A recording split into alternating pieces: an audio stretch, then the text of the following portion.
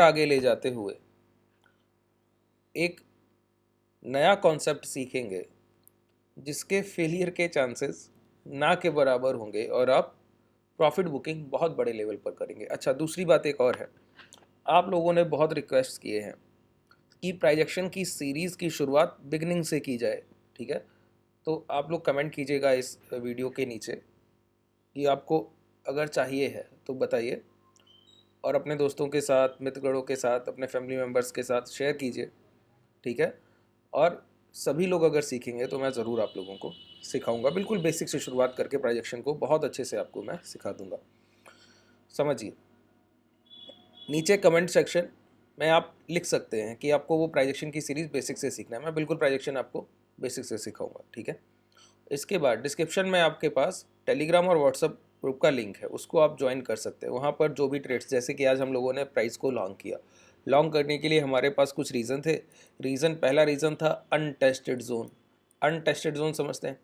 Untested zone का मतलब होता है किसी बड़े टाइम फ्रेम के बायर जो पिछली बार डिमांड क्रिएट करके गए, आप किसी छोटे टाइम फ्रेम पर आकर उनको टच करें, तो पहली बार टेस्ट कर रहे हैं। अनटेस्टेड जोन, एक बार भी आपने इस बायर की को टेस्ट नहीं किया था, आप फर्स्ट टाइम 100 से आप 120 तक गए और फर्स्ट टाइम आके यहाँ पे टच कर रहे हैं, और ये बायर है आवरली या डेली टाइम फ्रेम का, और आप आए हैं 5 या 10 मिनट के टाइम फ्रेम से। ठीक है, फिर आप क्या करते हैं, एक बार टच करते हैं, टच करने के बाद थोड़ा सा ऊपर जाते हैं, नीचे आकर एक बार इसको ब्रेक करने की कोशिश करते हैं और दोबारा इसी जोन में आ जाते हैं। तो मैंने आपको बताया ये ट्रैप हो गया, ट्रेड द ट्रैप को यहाँ ट्रेड कीजिए, लॉन्ग कर दीजिए। आज का प्राइजेक्शन डे लो को ब्रेक करने के बाद कुछ इसी तरह का था, मैं आपको दिखाता हूँ ये। ठीक है, तो हम लोगों ने लॉन्ग किया, अभी दूसरी अपॉर्चुनिटी के लिए हम लोग इंतज़ार कर रहे हैं। अगर मार्केट दूसरी अपॉर्चुनिटी देगा तो दोबारा ट्रेड करेंगे। ये हाई निकलने के बाद अगर सस्टेनेबिलिटी मिलती है तो दोबारा दूसरा पोजीशन एग्जीक्यूट करेंगे और फिर से प्रॉफिट बुकिंग करेंगे। क्या हुआ देखिए, प्राइस क्या कर रहा है, देखिए ध्यान से, एक बड़ी कैंडल का फॉर्मेशन लो लगे और दोबारा इस जोन के नीचे आकर यहाँ पर देखिए इंगल्फिंग। मैंने लास्ट वीडियो कल के सेशन में इंगल्फिंग को कवर अप किया। कल के सेशन में बॉडी टू बॉडी, एक बॉडी को कवर अप करके एक बॉडी बनती है, रेड कैंडल की बॉडी को कवर अप करके ग्रीन कैंडल का बॉडी बनता है। तो मैंने कहा ये अब दोबारा से इस लो के नीचे ट्रेड नहीं करेगा, तो हम लोगों ने लॉन्ग किया और ये मोमेंटम हम लोगों को मिला। ठीक है, अभी प्राइस यहाँ ट्रेड कर रहा है। अगर ये मोमेंटम दोबारा से कैरी ऑन होगा और दोबारा से 47,800 के ऊपर जाएगा तो हम लोग और एग्रेसिव लॉन्ग करेंगे, और आप पाएंगे तो देखिएगा प्राइस और हायर साइड मोमेंटम की तरफ बढ़ेगा। अगर 47,800 के ऊपर ट्रेड करता है तो तब तक नहीं, जब तक 47,800 के ऊपर अब नहीं जाएगा तब तक फर्दर लॉन्ग अब पोजीशन नहीं करेंगे। ठीक है, बात क्लियर होगी। अच्छा, अनटेस्टेड जोन भी हम लोग देख लेते हैं। अनटेस्टेड जोन, आप किसी भी आवरली टाइम फ्रेम पर आ जाइए। ठीक है, आवरली टाइम फ्रेम पर आ जाइए, बहुत आसानी से इन चीज़ों को बहुत धीरे धीरे सीखा कीजिए। देखिए लाइव मार्केट है, आसानी से हम लोग इसी तरह ट्रेड करते हुए आगे बढ़ते हैं। ये अनटेस्टेड जोन है। ठीक है, इसको अगर बॉडी साइज से मार्किंग करेंगे ना, तो इसको आप ऐसे ले आइए उठाकर और ऐसे प्लॉट कर दे तो बॉडी साइज से मार्किंग हुई। तो इसी बॉडी साइज से देखिए बाइंग उठाने की कोशिश किया मॉर्निंग में, और हम लोगों ने उसको वहीं अपने छोटे टाइम फ्रेम के प्राइस पर ग्रैब कर लिया अपॉर्चुनिटी को, और वहाँ पर प्रॉफिट्स बुक कर लिए। आपको वो पोजीशन इंस्टाग्राम ज्वाइन कीजिए, देखिए आपको पोजीशन दिया गया होगा। हम लोगों ने जो पोजीशन लिया था 46,500 के पुट को शॉर्ट किया था। ठीक है, और इसको फिर हम लोगों ने आसानी से प्रॉफिट बुकिंग कर ली। चलिए अब हम लोग आगे बढ़ते हैं। आज हम लोग जो सीखने वाले हैं वो हमारा पर्सनल एक फॉर्मेशन है, जिसकी कहीं भी किसी भी कंडीशन में कोई भी प्राइस एक्शन में फेलियर देखने को नहीं मिलता। क्या बोलता हूँ, कहीं भी किसी कंडीशन में प्राइस एक्शन में फेलियर देखने को नहीं मिलता। फॉर्मेशन क्या है, फॉर्मेशन है दो कैंडल्स के बीच में एक प्राइस का रह जाना, जैसे कि अभी हो रहा है। अगर आप देखें तो ये फॉर्मेशन, ये रिसेंट आपको अभी देखिए, इसीलिए मैं कहता हूँ लाइव टेस्ट किया कीजिए। अब बैक टेस्ट तो मैं करा दूंगा, ये लाइव टेस्टिंग है। इनके हाई लो मार्क कर लीजिए, इन दोनों कैंडल्स के। ये जिधर निकलेंगे उधर मोमेंटम आएगा, लिख कर दे सकता हूँ, जिधर निकलेगा प्राइस। क्यों, देखिए मैं आपको समझाऊं। एक प्राइस, ध्यान से सुनिएगा, एक एक कॉन्सेप्ट को समझ लीजिए। मैं कहता हूं कि कोई प्राइस 1,000 पर ओपन हो रहा है, ओपन प्राइस क्या है 1,000। ठीक है, अब जाकर ये हाई लगाता है 1,100 के।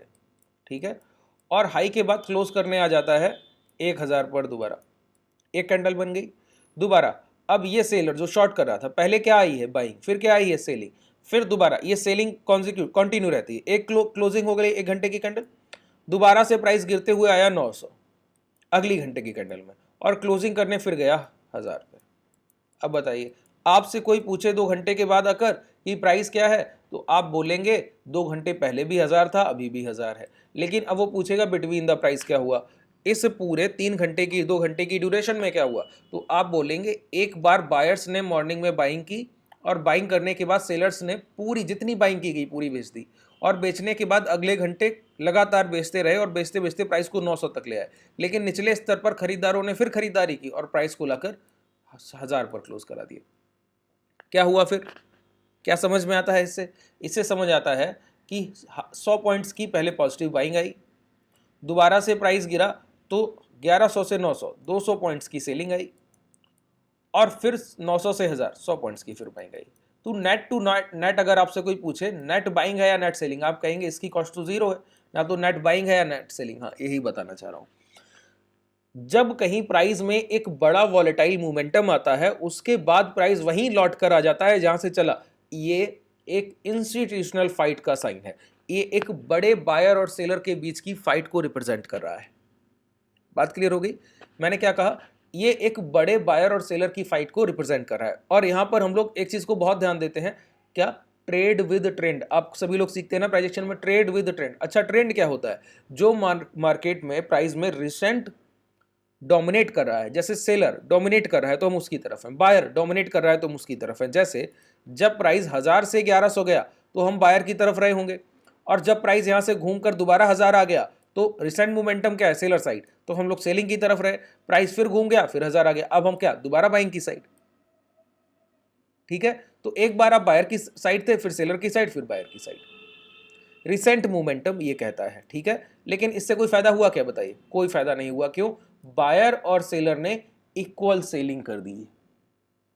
अब हम लोग किसी की साइड नहीं रहेंगे। यहीं पर क्लैरिटी आ जाती है कि अब हम बायर सेलर किसी के साइड नहीं है, हम एक कंडीशन में पहुंच गए हैं, जिस कंडीशन को हम लोग कहते हैं न्यूट्रल हो जाना। न्यूट्रल हो जाना समझते हैं कि ना तो हमारा बायस्ड मूव है अपसाइड, ना ही मेरा बायस्ड मूव है डाउनसाइड। बात क्लियर हो गई?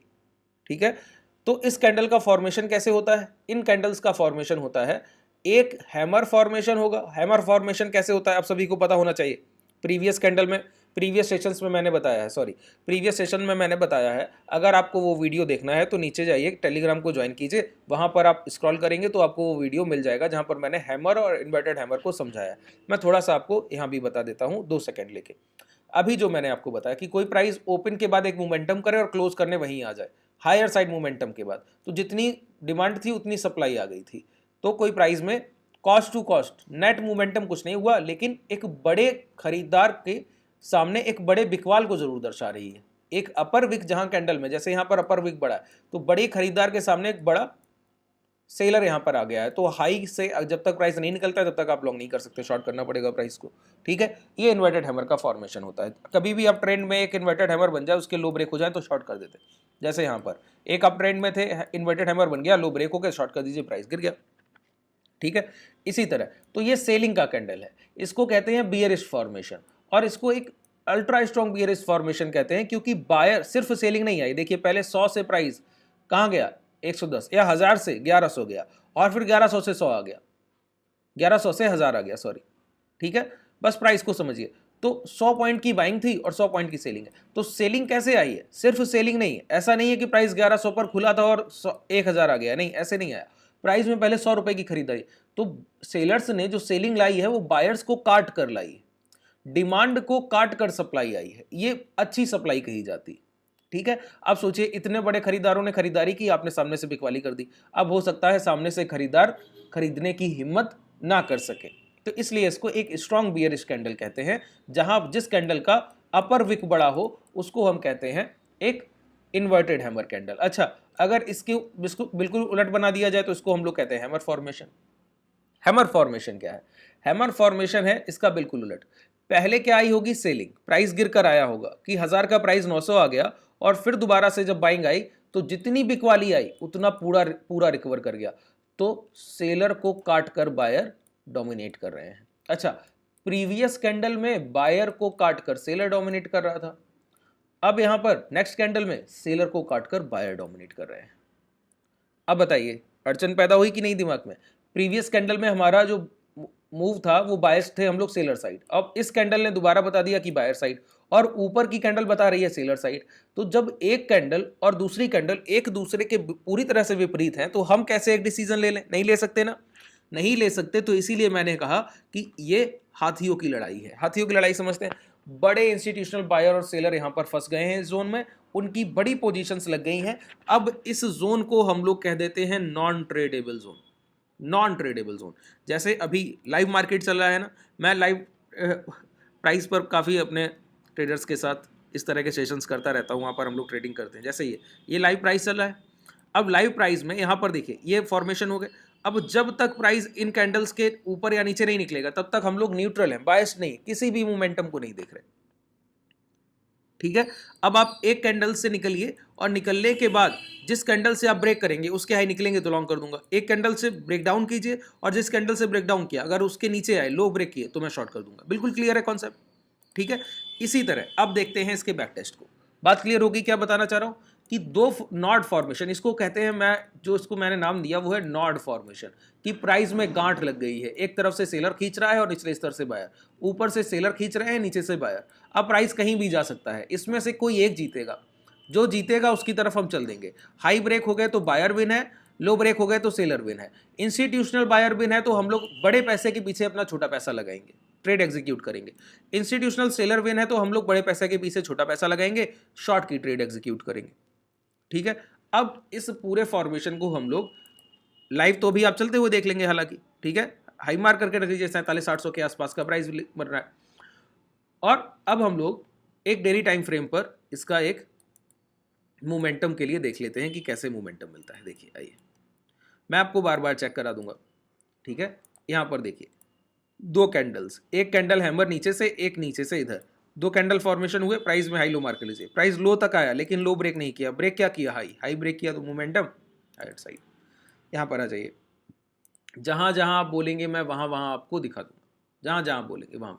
ये दो कैंडल्स के फॉर्मेशन देख लीजिए, एक ऊपर डोजी है, एक नीचे, हैमर इन्वर्टेड हैमर की तरह। अच्छा, बिल्कुल इतना बड़ा फॉर्मेशन नहीं होना चाहिए, ध्यान रखिए कि हैमर, मैंने बताया हैमर है लेकिन हैमर फॉर्मेशन बड़े होते हैं। यहां पर डोजी साइज में हैमर चाहिए, ध्यान रखिएगा, डोजी साइज का हैमर। डोजी साइज का हैमर समझते हैं? ये इन्वर्टेड हैमर है, छोटा, अपर विक हो, लोअर विक हो, लेकिन छोटे हो, बॉडी साइज हो, छोटा हो, उन कैंडल्स को हम लोग यहाँ पर प्रेफर करते हैं।